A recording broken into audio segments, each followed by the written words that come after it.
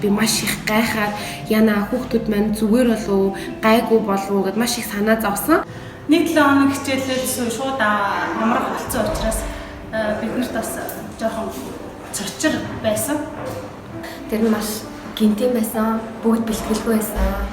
Ерөнхийдөө бол энэ өвчин нэлээд удаан байх юм байна гэсэн яг ерөнхий бодол дотор байсан. とても急でしたからすごく驚きました。これからどうしようという気持ちが強かったです。 Shocking. I was shocked.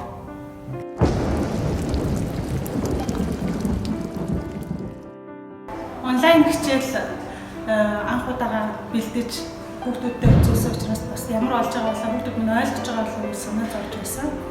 驚きから悲しみに、悲しみから痛みに変わり、夜も眠れませんでした。 Хүүхдүүд нь хичээлээ бас хонжиг гарсан. Гэхдээ сургуулийн мэдээж мартаагүй, анги хамтуулна мартаагүй, найзуудаа мартаагүй, багш нараас санаж байгаа байх. Хүүхдүүдийн хичээл нөө гэдэл анхаарах зүйл их байсан. Wake up in the morning and I was going to miss that very much. Дахиад карантинлэгдсэн чинь яна хүүхдүүд маань ихний үзэх хичээлүүдээ мартах байхдаа, найзуудыгаа санах байхдаа гэд маш их санаа зовсон.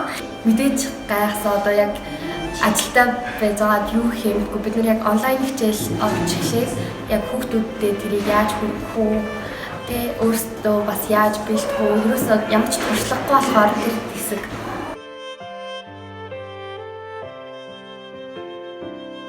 За одоогийн сэтгэл бол хүүхдүүд маань удаан хугацаанд 8 сарын хугацаанд амраад карантинлэгдэж байгаа сургуультай ирж байгаа.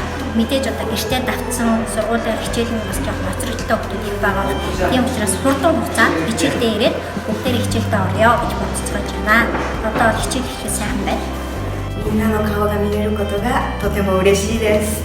Right now I feel excited, anxious, and happy. Одоо хичээл авах болоод мэдээж маш их баяртай байна. 9 сараас эхлээд хүүхдүүдтэйгээ уулзах гэсэн ядуу хүлээж байна. Сайхан сургуулаа бэлтгээд бүгд ингэ хамтарч ажиллаад байж байгаа. Тэгээд хүүхдүүд маань хичээлдээ ирэхдээ бүгд сайхан маска зүүгээд, ариун цэврээ сайхан хангаад хэдүүлээ энэ жил хичээлдээ тасралтгүй сайхан өргөжлөө хийх гэсэн бодолтой байна.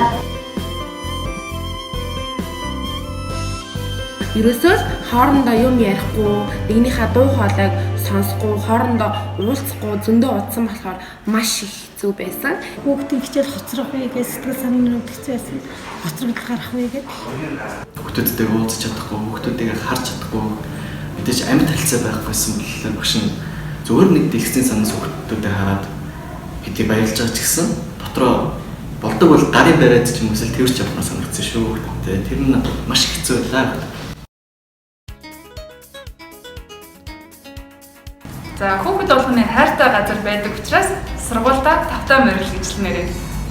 за бараг нэг сараас хойш 9 сар хүртэл нэгтэй 8 сарын хугацаанд сургууль дээр ирээгүй хүүхдүүд маань сургуулаа сонсон баг, багш нарын бас сонсон баг, ангийн найз нөхдөд ч гэсэндээ сонсон байх гэж бодож байна. 9 сарын 1-ээс дээрээ уулзах болсондоо баяртай байна. Та бүхэн маань хичээлийн бэлтгэлээ бацаагаад тэгээд сургуультай гэрээрээ もしかしたら日本語忘れてるかもしれません。でも大丈夫ですよ。今から一緒にまた頑張りましょう。 хугацааны дараа бүгдээрээ уулзж байгаа учраас бүгдээрээ найзуудтайгаа баяр хөөртэйгээр 9 сарын 1-нд хичээлдээ маш их юм хүчтэй, ирч хүчтэй болцгаая. Өөрөөр хэлэх юм бол 9 сарын 1 удахгүй 2-7 хоногийн дараа боллоо. Хүүхдүүдээ бүгдээрээ хичээлдээ сайн бэлдээд эрүүл чиглэл бүгдээрээ хичээлд орцгоё. Хурдан уулзцгаая.